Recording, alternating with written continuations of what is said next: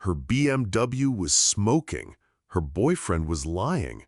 Then the mechanic stepped out, muscles tight under his shirt. She stared and whispered, "You look so damn handsome with that six-pack." Sloane Whitaker didn't believe in roadside miracles.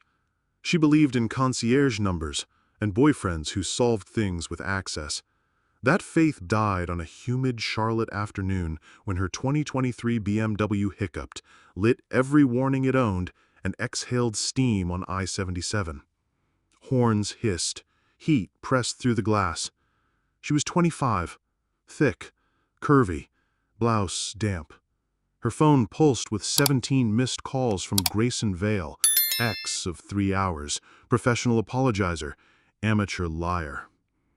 The notifications stacked. "Baby, answer. You misunderstood. Let me fix this." She deleted them, and shakier than she sounded, searched for a tow. "Cole & Co. Auto," a voice answered. Warm, clean. "Mason speaking." "I'm stranded on I-77 near the university exit. Steam. No power." "Copy," he said. "Likely cooling system failure. What are you driving?" "BMW 330i." "All right. Flatbed's close. Driver's Deshawn. Black truck with our name. Keep your doors locked. 10 minutes." They arrived in 8. Deshawn slid her car onto the bed with competence. Then the man from the phone climbed down. Mason Cole was taller than she'd imagined. Broad-shouldered, sleeves pushed to his elbows. His charcoal work shirt stretched when he bent to strap the wheels. Beneath it, the honest geometry of muscle flickered. No gym theater, just the lean cut of someone who lifted real things. When he straightened, his eyes were brown, with an amber edge the sun coaxed out. "You Sloane?" he asked. "That's me. We'll get you out of the heat." He opened the passenger door and cool air rolled over her. Inside, the truck smelled like coffee and orange cleaner. R&B breathed through the speakers. A notepad and a neatly coiled charger sat in the console. "You okay once we were rolling?" "My car quit. My boyfriend lied. Both feel the same." He didn't force sympathy. "Lies cost," he said. "Only the timing changes." She let out a laugh. "You put that on the wall at your shop?" "No posters. Just a clock that's wrong twice a day and still beats some people." Cole & Co. Auto sat on a corner where porches had chairs instead of cameras. The bays shone. The office looked like a small cafe. Plants, a grinder beside the drip pot, paperbacks under a sign. "We explain before we fix." "You built this?" she asked. "My sister.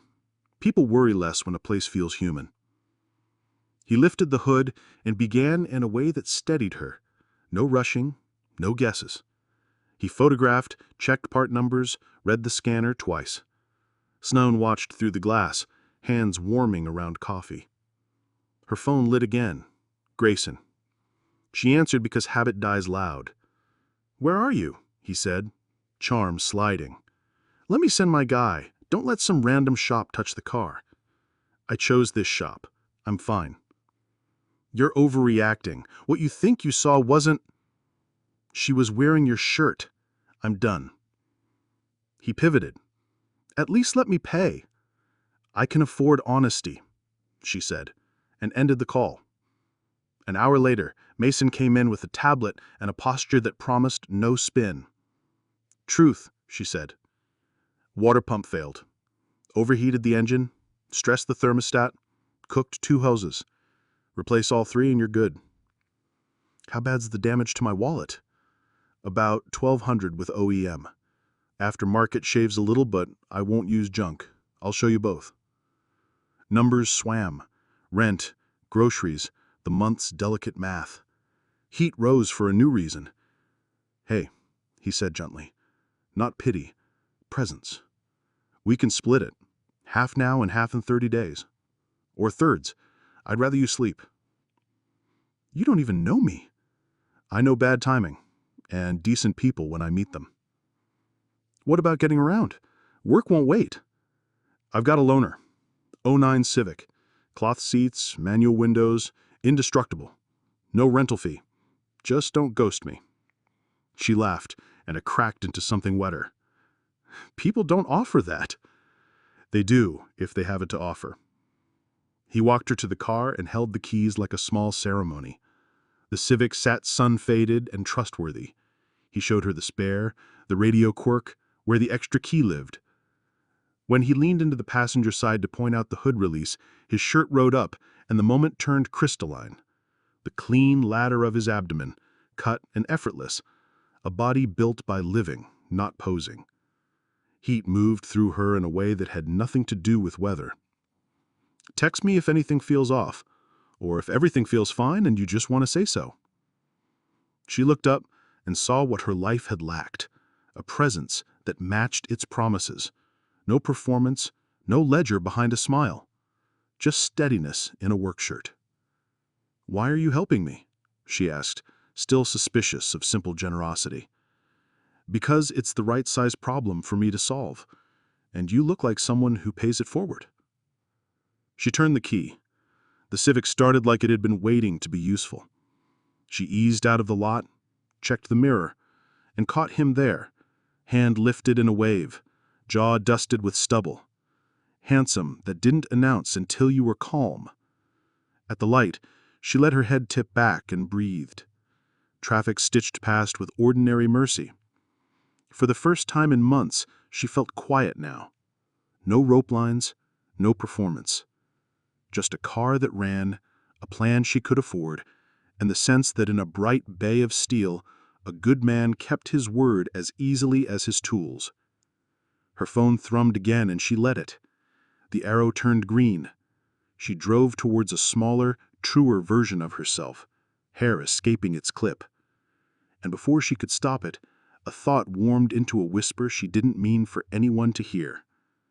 "You look so damn handsome with that six-pack." Sloane Whitaker eased the little Civic into her apartment garage, and for the first time in years, she felt her life looked wrong in a way that actually made sense. The faded Honda sat like an honest guest among the gleaming BMWs and Range Rovers, and she didn't mind the contrast. It almost felt like a statement. She wasn't part of the polished lie anymore. Her neighbor, Delaney Moore, the kind of woman who treated appearances as gospel, spotted her climbing out. "Sloane," Delaney said, eyeing the Civic as if it might leak oil onto the marble floor. "What happened to your car?" "Cooling system blew. It's being fixed." Delaney tilted her head. "And this is—" "A loaner," Sloane said, "from the mechanic." Delaney blinked, lips pursing into a practiced smile. "That's charming." She might as well have said, "tragic." Sloane smiled back, though her pulse pricked. "It's reliable, more than I can say about some things lately." She rode the elevator up, unlocked her apartment, and looked around. Everything gleamed, marble counters, floor-to-ceiling windows, furniture chosen for aesthetics rather than comfort. It all suddenly felt sterile, like a showroom for a life she was supposed to want. She poured herself a glass of wine and replayed the afternoon. Mason's steady voice, his eyes that didn't flinch when he told her the truth, his shoulders moving beneath his shirt as he bent over her engine, and that accidental flash of muscle at his waist. Raw, real, nothing like the sculpted gym torsos plastered across billboards. He didn't flaunt it. He simply had it because he lived in his own strength. Her phone buzzed again. Grayson. Another text. "Come on, Sloane. Don't throw everything away over a misunderstanding."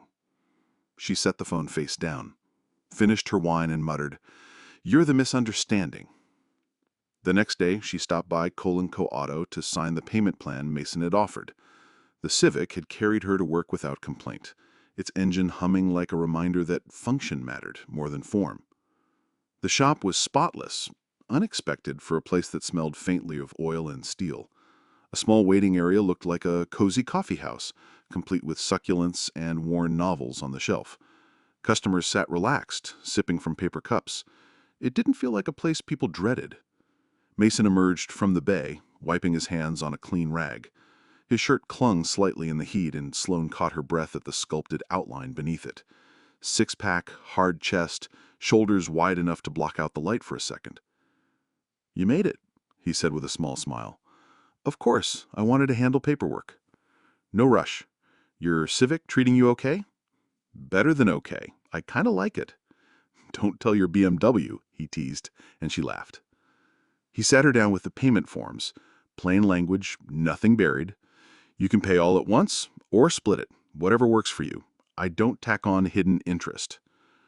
Her gaze softened. Why? Because people already think mechanics are crooks. I'd rather build trust than pad invoices. She signed, sliding the paper back. You realize that makes you unusual in this city. Unusual's fine.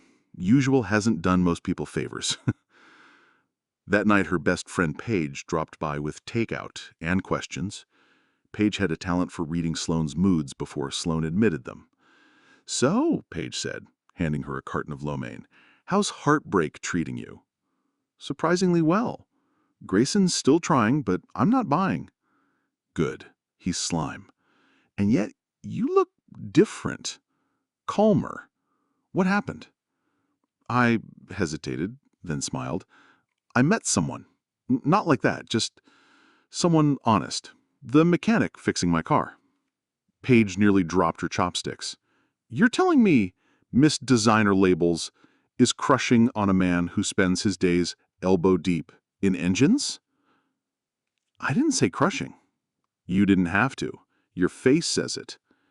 Paige leaned closer. Is he hot? Sloane's mind replayed the image of his shirt riding up, his abs catching the shop light. She flushed, then whispered, he looks so damn handsome with that six-pack. Paige grinned. Oh my God, that's a yes.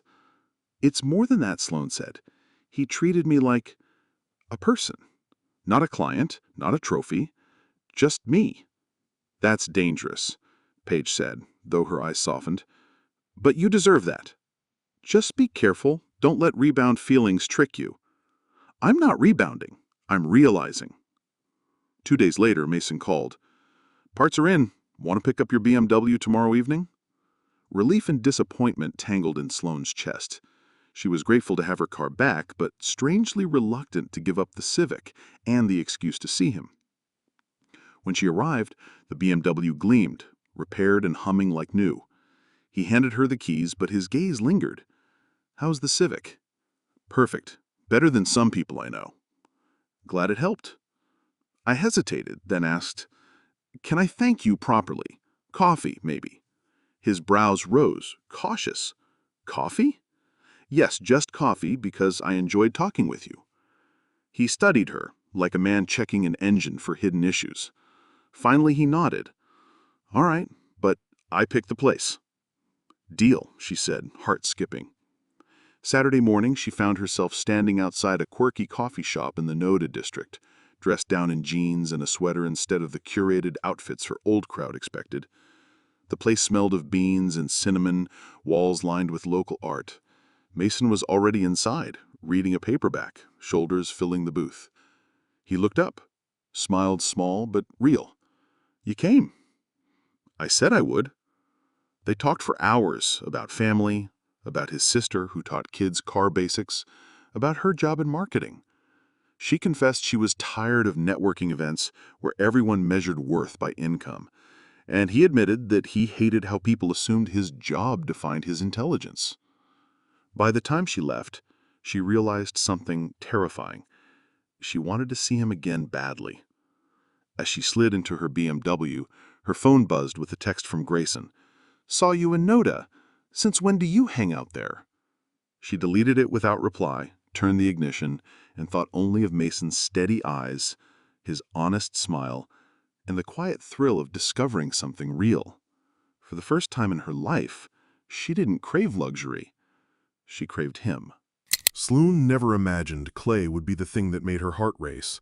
Yet here she was, sleeves rolled, palms slick with water, a stubborn lump of clay wobbling beneath her fingers in a warehouse studio that smelled of earth and sunlight. This stuff hates me, she muttered, trying to force the spinning mound into shape. Stop fighting it, Mason said beside her, his deep voice calm. He sat at the wheel like it was built for him, his broad frame bent with effortless ease. Clay doesn't like control. You guide it, not wrestle it. Easy for you to say. She squinted at his wheel. His bowl already looked functional. symmetrical, almost smug. "I rebuild engines for a living," he said with a grin. "I'm used to stubborn materials." She gave him the side eye. "Are you saying I'm stubborn?"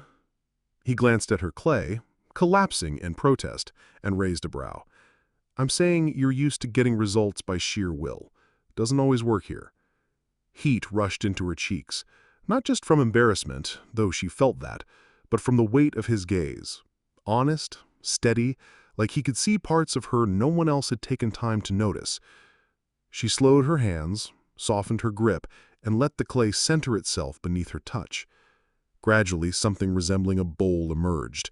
Crooked, yes, but recognizably useful. "Better," Mason said quietly. "Now it has character." She laughed, tension dissolving. "Character is code for ugly, right?" "No," he said, eyes meeting hers. "Character is what makes it real." The words lodged in her chest.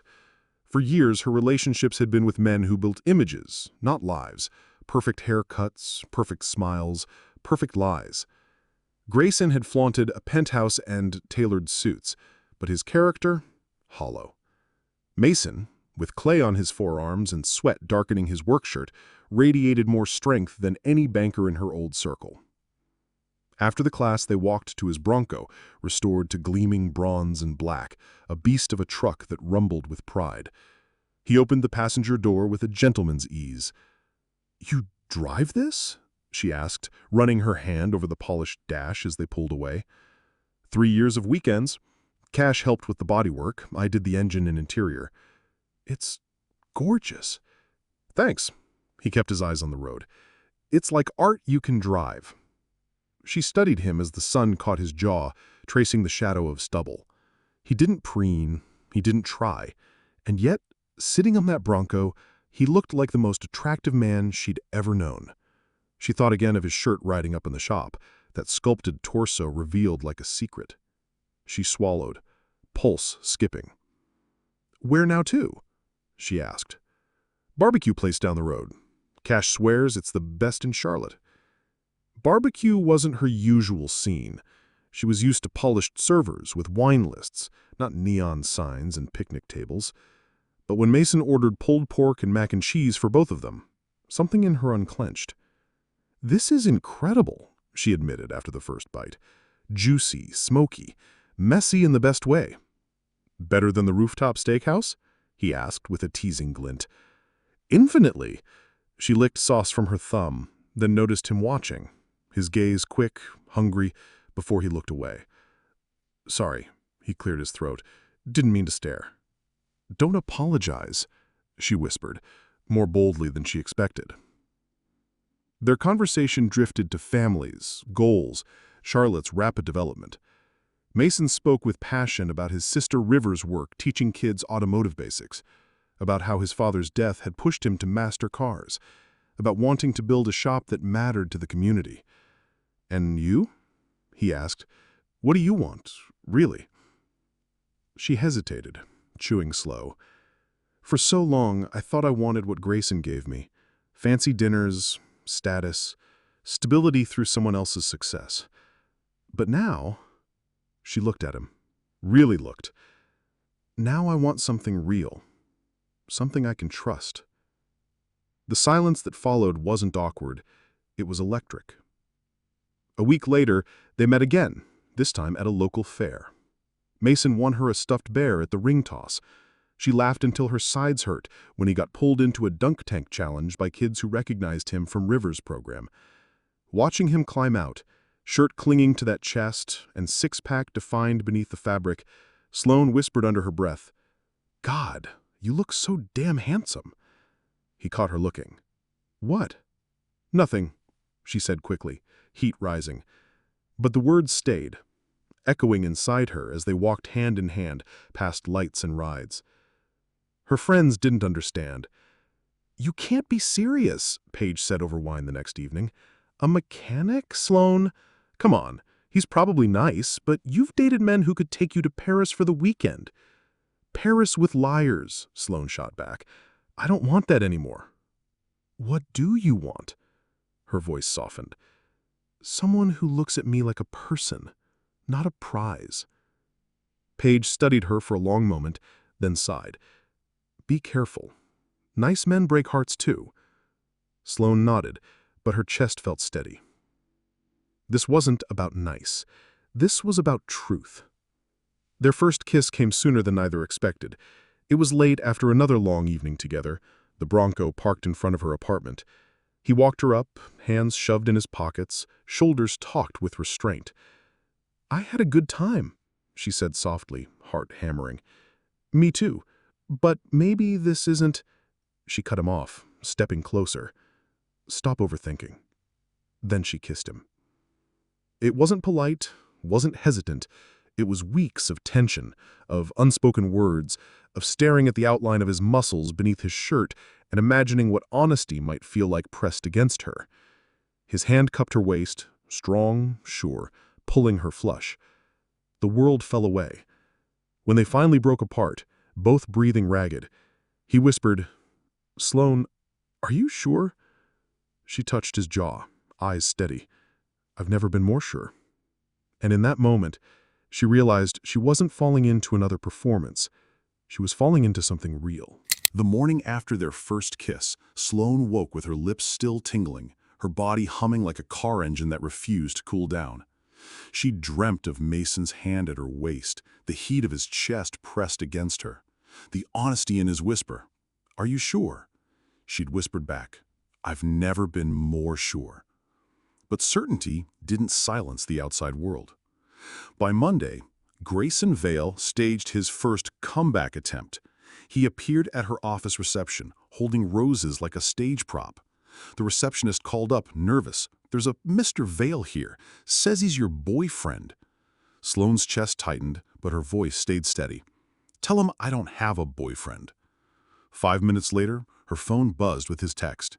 You're being dramatic. Meet me tonight. Let me explain. She deleted it. That evening, Mason called while she cooked pasta in her sleek but lonely apartment. Just checking, he said, voice warm. How'd the Civic run today? Perfect. It's like it has its own soul. Reliable souls matter. She smiled at the stove. Is this your way of asking how I'm doing? Maybe. I'm good. Better than I've been in years. There was a pause, then a sigh. Grayson showed up at your office, didn't he? She froze. How did you... Word gets around. A guy like him doesn't do anything quietly. She gripped the counter. He means nothing to me. I believe you, Mason said, but his tone carried something heavy. I just don't like you having to deal with him. Her throat softened. Neither do I, but I'm learning something. His persistence only makes me more certain I don't want him. You're the opposite of everything he is. Silence. Then so quiet she barely caught it. That might be why I'm scared. Scared of what? That you'll realize opposites attract until reality sets in. Until you miss champagne rooftops and jet-set trips and all the things I'll never give you. Sloane leaned against the counter, heart aching. Mason, I don't want champagne. I want someone whose six-pack isn't bought with a trainer, but earned fixing engines. I want someone who tells me the truth, even if it's bad news. That's worth more than anything Grayson ever gave me. She chuckled, low, embarrassed. You're really going to bring up my abs right now? Yes, she whispered, smiling, because they look so damn handsome, and because they remind me you're real. The clash escalated the following weekend. Her parents, visiting from Raleigh for Thanksgiving, met Mason for the first time. Dinner was at a modest restaurant. Mason insisted, wanting comfort over spectacle. Her mother, Celeste Whitaker, wore pearls and an expression carved from ice. Her father, Charles, wore judgment like a well-pressed suit. So, Charles said, once menus were down, you own a garage? Cole & Co. Auto, Mason said evenly. 3 employees, expanding to a second bay this spring. Expanding, Celeste echoed, but still a garage. Mason nodded, refusing to shrink. A good one. People trust us. Sloane jumped in. Trust matters more than profit margins. Her father's eyes flicked to her. Honey, trust doesn't pay mortgages, or tuition, or retirement. Mason set his water glass down carefully. I'm not pretending I make banker money, but I do make an honest living. Your daughter knows exactly what that means. The air thickened. Celeste's lips thinned. Sloane has always lived a certain lifestyle. Then maybe, Sloane cut in, it's time I lived a different one that feels authentic instead of polished lies. The table fell silent. Mason didn't gloat. He simply looked at her with quiet gratitude, and that glance steadied her more than any parental approval ever had. The next blow came from Mason's side. Cash Miller, his best friend and shop partner, cornered him while they worked on an engine. "I like her, man. She's kind. She brings you out of your shell." But what?" Mason asked, tightening a bolt. "But she's used to money, to a world we don't live in. What happens when the novelty wears off, when she gets tired of barbecue joints and civics?" Mason straightened, jaw tight. "She chose me over Grayson." "For now," Cash said. "But you gotta ask yourself, are you enough when the shine of different fades?" The words sat in Mason's gut like a wrench dropped into oil. The confrontation erupted the following 2 days. Hunter Grayson Vale himself rolled into Cole & Co. Auto in his Porsche, polished to arrogance. He parked square in the bay and stepped out in a navy suit, grin sharp as a blade. "So," Grayson said, scanning the shop, "smells like grease and desperation."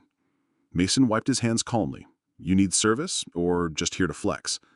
"You're Mason Cole." Grayson circled him like prey. "The mechanic my ex is slumming with?" "Your ex made her choice."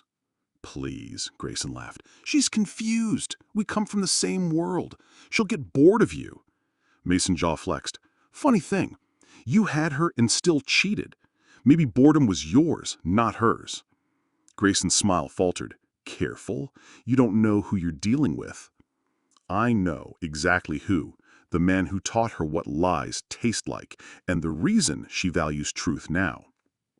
For a second, Grayson looked ready to swing, but then he smirked, brushing imaginary lint off his sleeve. "Enjoy your little fairy tale. She'll come back when she misses real life." Mason didn't flinch. She already found it. Grayson left, tires screeching. Mason exhaled slow, but his hands shook when he reached for the next wrench. That night, he told Sloane everything. "He came to your shop?" she asked, fury bright in her eyes. "Wanted to intimidate me." Mason paced her apartment, restless. "Thing is, he's not entirely wrong. We are from different worlds. What if your parents are right? What if Cash is right? What if—" "Mason, stop." She stopped him, gripping his shirt, forcing him to look at her. "Stop. You are enough. More than enough. You're the first man who ever made me feel safe just by telling me the truth." He tried to look away. She touched his jaw, voice trembling. "And yes, I love that six-pack. But I love what it means. Strength that isn't for show, a body that works hard, a man who doesn't perform, he just is. Don't you dare think you're less than him." For a long moment, he searched her face, as if weighing her words against his fear. Then finally, he kissed her, urgent, rough, like he needed proof she wasn't going anywhere. When they broke apart, foreheads pressed together, she whispered, "Mason, I choose you. Even if the world doesn't understand, especially if the world doesn't understand." And for the first time, he let himself believe it. Spring sunlight streamed through the wide windows of Smelly Cat Coffee, gilding the mismatched furniture and curling in steam from mugs. Sloane sat at the same table where she and Mason had first shared hours of conversation, a year ago, when coffee had been an excuse, but truth had been the real drink between them. Today, the table held a single vase of daisies, and Mason's hand twitched on the edge of his pocket as if guarding something small, but heavy. "You're fidgeting," she teased, sipping her latte. "I'm not fidgeting. You're absolutely fidgeting. What's going on?" Mason looked at her the way he always did, steady, like a man who refused to bluff. He reached into his pocket and placed a small velvet box on the table. Sloane's breath caught. "Autumn." He stopped, corrected himself softly. "Sloane, you taught me something this past year. That love isn't about what you can flash in a bank account, it's about what you can build with your hands, your loyalty, your honesty. You've made me a better man just by letting me love you. So," he opened the box. Inside was a handcrafted ring, white gold, simple but intricate, the band etched like interwoven gears. It glowed with meaning instead of wealth. Will you marry me? Will you keep choosing loyalty over luxury every day with me? Her eyes blurred. Her laugh broke through tears. Yes, absolutely yes. When he slid the ring onto her finger, her world steadied. For the first time, she felt like her life had traction. Their family's reactions weren't simple. Her mother sighed heavily over the phone. Marriage is a big commitment, Sloane. Are you sure you want to tie yourself to a man who what? Sloane interrupted. Who tells me the truth? Who shows up when he says he will? Who doesn't lie with a smile on his face? Yes, Mom. That's exactly the kind of man I want to marry. Meanwhile, Mason's sister, River, grinned ear to ear when he showed her the ring. Took you long enough. You've been walking around like a lovesick teenager for months. His mother, Ember, hugged him so tight he nearly lost breath. Your father would be proud. You've chosen a woman who sees you the way I've always known you deserve to be seen. Even Cash, skeptical as he'd been, finally conceded. If she's still here after all that drama with Grayson, she's not going anywhere. Guess I better start writing a best man speech. The wedding planning tested both families. The Whitakers wanted a country club ballroom, chandeliers, and a guest list full of names that looked good in magazines. Mason's family imagined the community center, food cooked by neighbors, and music played by a local jazz band. Why don't we do both? Sloane suggested one evening at their kitchen table. Ceremony at the Botanical Gardens, beautiful, elegant, but not too formal. Reception at the community center, decorated and catered so it still feels special. Everyone contributes what they can. Your family's talent, my family's money. Mason leaned back, impressed. That's actually perfect. Her father grumbled about appearances, but when he saw the gardens in bloom, he admitted it was respectable enough. Mason's mother rallied half the neighborhood to decorate the community center with white flowers, greenery, and glowing string lights. River coordinated the food. Her mom's tamales alongside Ember's southern fried chicken, flanked by barbecue from Cash's uncle and pies baked by Sloane's old college roommate. It wasn't opulence. It was authentic, and it was theirs. On the wedding day, Sloane stood in the garden's bridal suite, veil in hand, her heart a wildfire. River poked her head in. You ready? More ready than I've ever been. No doubts. You shouldn't have. My brother is the best man I know. But you, River's voice softened, you've made him lighter. I didn't realize how weighed down he was until you came along. Don't ever forget that. When Sloane walked down the aisle, Mason stood waiting in a navy suit that framed every strong line of his body. He looked at her like she was the only person in the world, and in that moment, she realized wealth had never looked like private jets or penthouses.